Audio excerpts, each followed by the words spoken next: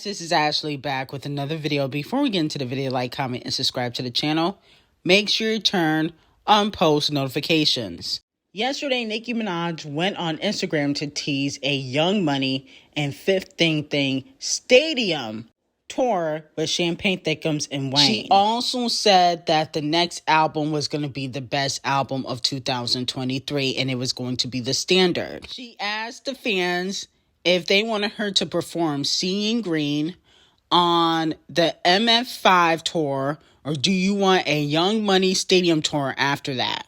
I really get into rap with the best to ever do it and still learning from them behind the scenes every day. Yikes. And she's talking about Champagne Thickums and Wayne. Now, Wayne has been trying to put together a Young Money tour since Champagne Thickums and Nicki got back cool in 2020, okay? Because there was a time when Champagne Thickums, unfortunately, he had hopped on the Nicki Minaj hate train. And, you know, he was befriending a lot of her ops like Criminal Faces and the Migos. And Nicki had blocked him, okay? But since they got back cool, Lil Wayne has been trying to do the Young Money tour. He allegedly wants all the artists to join. Okay, not just Nicki Minaj and Champagne Thickums. Now, I definitely think that, Tyga should be involved. You know, Tyga got a few hits. Maybe he can open up for Champagne Thickums and Nicki and Wayne. Who else was part of Young Money that has some hits? I can't really think of any right now. But let me know if you guys would be here for a Young Money Stadium tour. That would be fire, okay?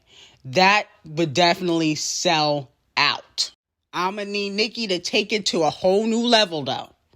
Okay? A whole new level. With the choreography, with the dancers, with the set list, with how the stage looks. When you do a stadium tour, you got to go all out. So I'm hoping if they do the stadium tour, it's, top notch. I'm not expecting much from Champagne Thickums. He's just going to jump around in his bulletproof vest, acting like he's Tupac. Now, speaking of Nicki Minaj, Scratch Off is not happy with Nicki Minaj and Keke Palmer because Keke Palmer did a complex interview. And this is what she had to say about Nicki Minaj, and fans are accusing her of taking shots at Scratch Off. Oh, Nicki just did it. Nicki just did it like that. Do you ever talk to Nicki? I do. I've talked to Nicki a few times. What's that dynamic? No, I feel like. Say something. Go ahead. No, I'm not saying it. You can't be on some. I was about to tell you something, but I'm not gonna say it. No, I'm just gonna. I talked to Nicki. I didn't record it though. That's what I was gonna say. Okay. So obviously we know she's talking about Scratch Off because Scratch Off recorded Nicki Minaj's phone call and played it on Twitter last year when her and Nicki were going back and forth trying to paint Nicki in a bad light. Unfortunately, it did not work because the recording didn't really show much. But allegedly, Scratch Off ain't too happy about this, okay?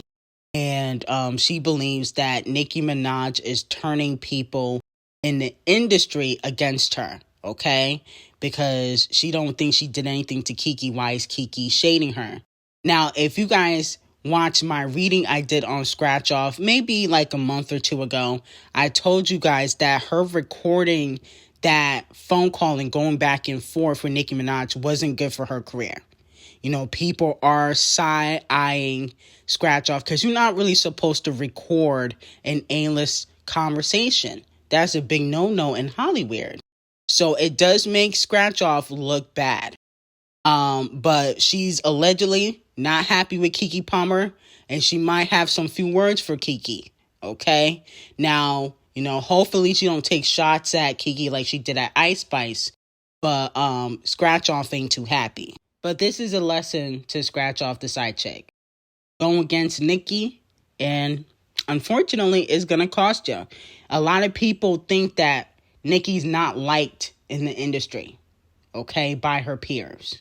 Maybe the executives don't like Nicki, but most of Nicki's peers like her, okay? And so you basically created a bunch of people looking at you sideways, and they can't trust you because they feel like you're going to do the same thing you did to Nicki. And then you come off as immature. So blame yourself, scratch off, and go on Love and Hip Hop and call it the day. That career is not flourishing. Your career's on the floor. Kitty litters. Look at what Doja Cat says she's doing. So a fan said, I know this album is gonna flop, talking about Doja Cat's 4th album, because her fans don't like this type of sound, okay? She previewed some new music. It got some mixed reactions. Some people liked it, some people didn't. And she said that she is purging the fan base, okay? So some of y'all may not make it because Doja Cat says she's purposely purging the fan base. She doesn't really want the pop Doja fans. She said that you guys were naive and weak to fall for the pop records. Is she playing chess or is she playing checkers? Now, if Doja Cat to me was rapping how she was rapping on Rules, you know what I'm saying? You know how she was rapping on like Woman, okay, without the singing part, I would be here for it. If she made a song similar to Vegas, I would be here for it. But the Erykah Badu raps, the Kendrick Lamar and J. Cole raps, unfortunately, I'm not here for. First of all, that's not your sound. You took that from another artist. That's one. 2, I don't feel like she should neglect her pop fans because they gave you mainstream success. Even Nicki, she don't always put out pop records like that, but when she puts out an album, she always has a few pop songs. Okay, regardless. Because at the end of the day, you don't want to neglect the fans that kind of gave you that mainstream success. So I feel like, I don't think she's playing chess. I think that this is going to be a mistake. And I don't think RCA, the colorist, is going to be happy about, Doja Cat's 4th album flopping or losing fans because she wanted to be Doja Lamar. So I do think that, Doja Cat should just rethink it and, try to come to a happy medium. But allegedly there's a double album. So hopefully she does have, an album for the pop fans. And I'm still interested to hear what Doja Cat has for her fans, okay? I do think that Doja Cat is talented. Moving on to Cardi B. So she has seized $640 from Tasha K's YouTube account as she still owes millions for defamation lawsuit. Okay, so let me know how you guys feel about that. Well, Tasha K does owe her money. I think Tasha K needs to set up a payment plan. But I also think that, Cardi B needs this money because at the end of the day, she's not really working right now. So she needs to take all the money she can get. And it's not like Off the Cheat solo career is taking off, okay? The Migos are flopping. So I can understand why Cardi B is taking Tasha K's money, okay? Because it's not like she's on tour. She don't have any new music out. She hasn't put out a single in 2023 yet. She's still working on her 2nd album. She's preparing for a tour. The Megan Thee Stallion collaboration. She's doing brand deals here and there, okay? But until she goes on tour where the big coinage come in, that's where artists make majority of their money.